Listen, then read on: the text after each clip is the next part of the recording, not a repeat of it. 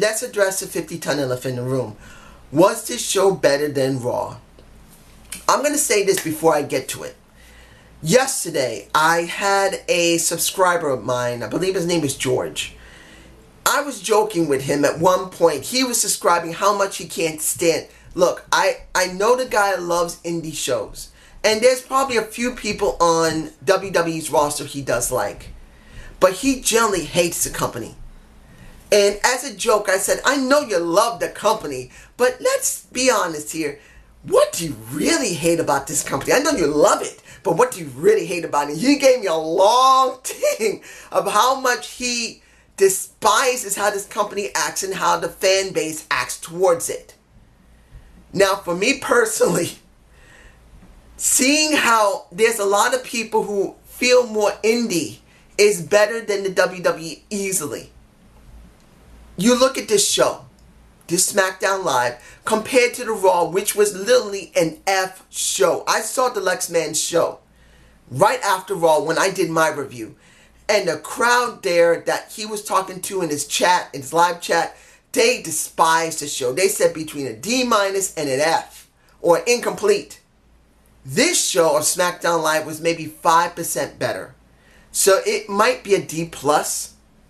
It was not a great show. It wasn't because the show was just totally bad. It was because it was boring. That's the way I saw it. It was a boring show. It doesn't mean it was a bad show. It was a boring one. Yes, there were several moments in the show that was good, but they were outweighed by the boring or the most ridiculous things that they're booking. Which really, they have no long-term plans, so it's boring. Let's get into the show. First thing we're going to talk about is, hell, let's do this. AJ versus Aiden English. I can't stand the fact that Aiden English and Rusev are heels. And when it came to this segment with Aiden English, look, Aiden English, he's a manager. He's an okay wrestler, but he's better as a manager. He just is. And I'm making it very clear to anyone who can't really tolerate Aiden English that they think he isn't the reason Rusev Day got over. He is one of the major reasons Rusev Day got over, because Rusev was loved, but he needed a mouthpiece. He needed a manager other than Lana to get him over so massively. That's the reason why they cheer Rusev Day. It isn't just because he sung. He just has a personality as a manager that really shines. He just does. So seeing that these guys are really playing faces and they have to be forced to do heel work really puts me off. So when you see Aiden English go up against AJ Styles, it just felt, ugh. It really felt empty. It wasn't that Aiden didn't try and AJ didn't try, or even Rusev, who basically destroyed AJ after Aiden just tapped out to the calf crusher. I didn't want to see a face fighting another face who's forced to be a heel. It's the truth. Now, mind you, their promos were not bad, but doesn't mean they were great. And this is the thing. Why, and this is the thing that gets me the most. You got, how can I explain this? I saw, what was it, a video about The Miz. And I believe it was, what was the place called? The YouTube channel called something. I can't remember it. I'll probably flash it at the bottom of my face because I can't remember the name of it. And you got The Miz talking about how AJ is a great champion, but he's not being spotlighted. This is a great example of it, and it pissed me off. Yeah, it got to a certain point. It did what it needed to do, but the crowd did not want to care about it. They didn't want it. They wanted to cheer Rusev, and they wanted to cheer AJ. Just, that's how it is. Now, let's move on to the 4th of July pancaking contest. I gotta say it. I did not like this. This didn't give me anything in the beginning of it. I didn't want to see the New Day do pancake eating contests. I didn't care about Brian Saxton wearing that damn hat. I didn't care until Sanity came out and destroyed them. And Eric Young, Eli, EY, he's my boy. I've always loved him in Impact. I always felt that he had incredibly untapped talent. Yeah, he had to do some really strange stuff on Impact Wrestling, particularly being a gay guy, but not being a gay guy. Somewhere in between, whatever. He has the ability to get people to hate him. Or the ability to get people to love him. That's how Eli is. That's the way he is. That's how he's always been. And I'm glad to see he's getting spotlighted. I'm glad to see the other guys. I keep forgetting their names. I will eventually remember Sanity, even though I haven't seen them a lot on NXT. I will remember their names eventually. So if you guys are getting angry if I botch their names eventually because I ain't saying their names because I don't remember them, they're good. I'm alright with them. But New Day just felt flat. I just did not want to see it. Was the announcing funny? It was a little bit, but I didn't want to see a pancake eating contest. Now, where is the bar? Stupid. Where is Naomi? Stupid. Where is Lana? They did that little segment with Glow. Where are those two? Nothing. We saw Bayley. No, I mean Bayley. I mean Becky. You see, I'm getting Becky and Bayley mixed up because I didn't care about this match of her versus Peyton Royce. I didn't care. You know why? Why isn't Becky doing something more? Shouldn't she be dealing with Charlotte? Where's Charlotte? Now, if there's something happening with Charlotte's dad, Ric Flair, it's understandable she couldn't be there. But she needs Charlotte right now. Not because Charlotte is a superior wrestler. As I said, she's not. But when you were doing the previous... look, the last pay-per-view, you had some type of tension with them in Money in the Bank. Where is Charlotte? You need Charlotte with Becky. They need to have a feud. Let Becky be the face. Let Charlotte be the heel. I don't care. Becky needs to get over. Because the crowd is really cheering very strongly for her. They really are. It just really feels like she's spinning her wheels now. Peyton Royce and Billie Kay. I'm going to be saying this again. I know some people just don't like them because they just are annoying and they can't wrestle. I see them as managers. They can do their job. And I'm saying this to you, George, as much as I respect you. Let's be honest. Sometimes annoying managers can do the job. I know you don't like them. And I know you're going to tell me in the comments, I don't agree with you. But I have to say this as someone who's doing this review. That Peyton Royce and Billie Kay, they get good-looking women. They can be highly annoying. And they can be managers. And that's where they're supposed to be. They're not supposed to be wrestling. Except in special occasions. Seeing this match was botchy. Becky was the one who had to try and compensate for it. It was bad. I don't ever want to see it again. And unfortunately, because they're not doing anything with Becky, this is what you get. Now, let's do Shinsuke Nakamura's not interview, but his video.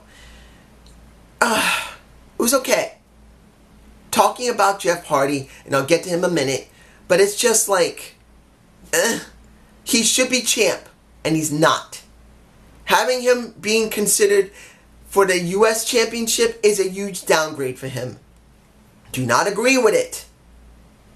And that now leads me to Jeff Hardy versus The Miz, which was the best match of the night. It was. The Miz is the one that made that match work more than Jeff did. But let's be honest here. What are they doing with The Miz and Daniel Bryan? What are they doing? It's sad that they're doing nothing with them. Now, maybe they're going to be building it into WrestleMania 36. But the problem here is this. You got to have something for The Miz to do. You got to have something for Daniel Bryan to do, who I will be getting to in a minute. But when it comes down to it, we just have nothing for them. I said this months ago when they finally started talking about The Miz going against Daniel Bryan. It depended on if they can book the damn thing and book it properly. And at this moment, they're not booking it right for either one of them. If they're going to supposedly do a long-term thing, waiting until the next WrestleMania to give them the culmination of almost 8 years, nearing 9 next year, they got to give them something to do this year. I can understand what they're going to be doing with Daniel Bryan. But The Miz needs something to do. And he's doing nothing. In the end, Jeff wins, but it just didn't mean anything. And you guys tell me below, did you get a lot of problems with commercials? Because there was a lot of commercials that I was seeing. It wasn't on USA. This was on a British stream. So there was a lot of commercials from the British stream that I was watching. I don't know if that's normal or not, but they did a lot of cuts to the show, then away from the show, in the middle when it seemed so awkward. Now, let's get this over with. Talk about Daniel Bryan and the Usos. When it came to Renee Young you know what?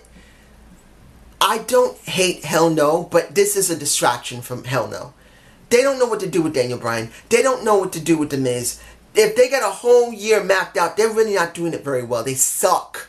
They don't know how to write them. And this is just a distraction, keeping Daniel Bryan doing something when they could be doing something more substantial with them both. And they're not. That's the reason why The Miz lost to Jeff Hardy. He should be in the main title scene. Hopefully he will go there, but I doubt they're going to put The Miz in the main title scene versus AJ Styles, where he should be. This is where they should go eventually, but since they don't want to do it, at least not now, this is what we're stuck with.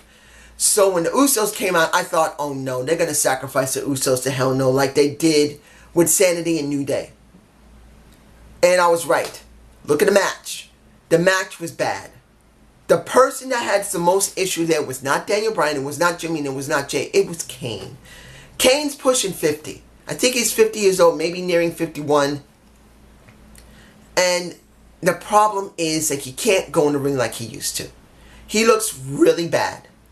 Doesn't mean he doesn't stay in shape. He just isn't good for the ring anymore. I would rather see Corporate Kane once in a while than this. And that's saying a lot. When you have to make the majority of the match trying to make Kane look dominant and Kane looks slow and sluggish. I'm not saying Kane was a super fast runner or jumper or anything when he was back in the 90s and early 2000s. He was just a big dude. But he looks way too slow for this situation. This is not the era for him.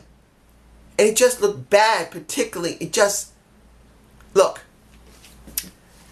If you look at the match for what it was, it did what it needed to do. It got... Breathe. It got Hell No over. The Bludgeon Brothers... Sorry if you hear fireworks, I like to fire it off well before the 4th of July. But the Bludgeon Brothers, they tried to make them look dominant before the Bludgeon Brothers came out. But here's the problem. Unlike Sasha and Bayley, who look absolutely ridiculous arguing with Shelby, you see before this match... Daniel Bryan and Kane hashing up old stuff which really didn't need to be done. Same old stuff from them 5 years ago which did not work. It looked too awkward. It looked too cringy. It looked cringy. It just did. And it should not be that way with Hell No. They didn't need to hash up old stuff that happened 5 years before. The last time they faced one another before Daniel Bryan went out of commission. This did not work. It was dumb. But this is what we got stuck with. The crowd loves seeing Daniel Bryan and Kane cheering together. As long as you don't drag out the old ways of them arguing, it's okay. The minute they start dragging the old stuff, I'd rather see Corporate Kane. That's that. Let me see. Am I forgetting anything? Let's get to the thing that was maybe one of the few highlights, but wasn't. Battle of the Sexes, my ass. This is where the show began to get interesting and then dropped off.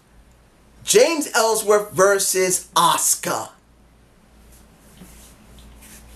You know, you look at the WWE, they never book mixed matches properly all the time.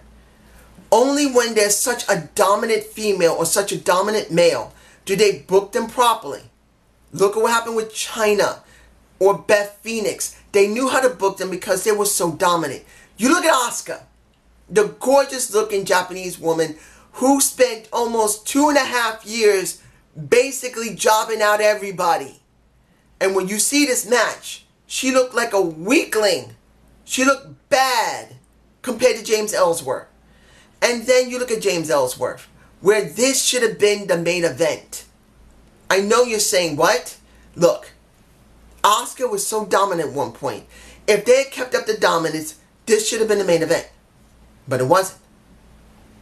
AJ and Aiden English should have been the main event. That's asking a lot. It wasn't. Team Hell No and the Usos were, which it wasn't that great. This could have been the main event. And here's the problem. Instead of letting them wrestle, you made them run around like they were nuts. It was stupid. Jumping out of the ring, which I only saw little bits because I lost the stream. Something happened. But I did see enough of it that was kind of like jerkiness to see they both ran outside the ring, ran outside into the arena, ran back, both got counted out, and Carmella kicked basically Asuka in the face. What do we get for that? A rematch next week as a Lumberjill match. Not a Lumberjack, Lumberjill. I don't know why Paige said it was a Lumberjill match. And I gotta say something about Paige in a moment, but no, I'll say it right now. What was that botch when she was talking with the Usos about the Smackdown SAD championships instead of saying that Smackdown tag championship? That was a bad botch. But anyway, this just didn't work for me. It was starting out great, but then they wouldn't go there with it. They should have let them straight out wrestle. You should have let Ellsworth fully wrestle Asuka. Or at least wait until next week to actually have them wrestle instead of now. This was dumb. So what did I think about this show? It sucked. D- or maybe a D. And that's saying a lot because I cared about Smackdown because Naomi's on there, Tamina's on there, Lana's on there, AJ Styles on there. A lot of people that I really liked that came from the indies that worked through FCW into WWE.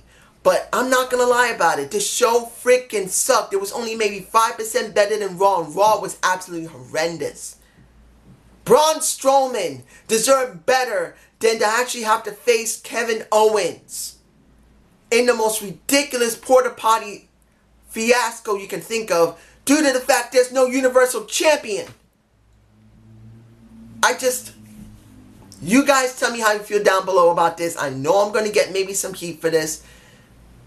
Just tell me how you feel. Have a good day. Have a good night. Peace!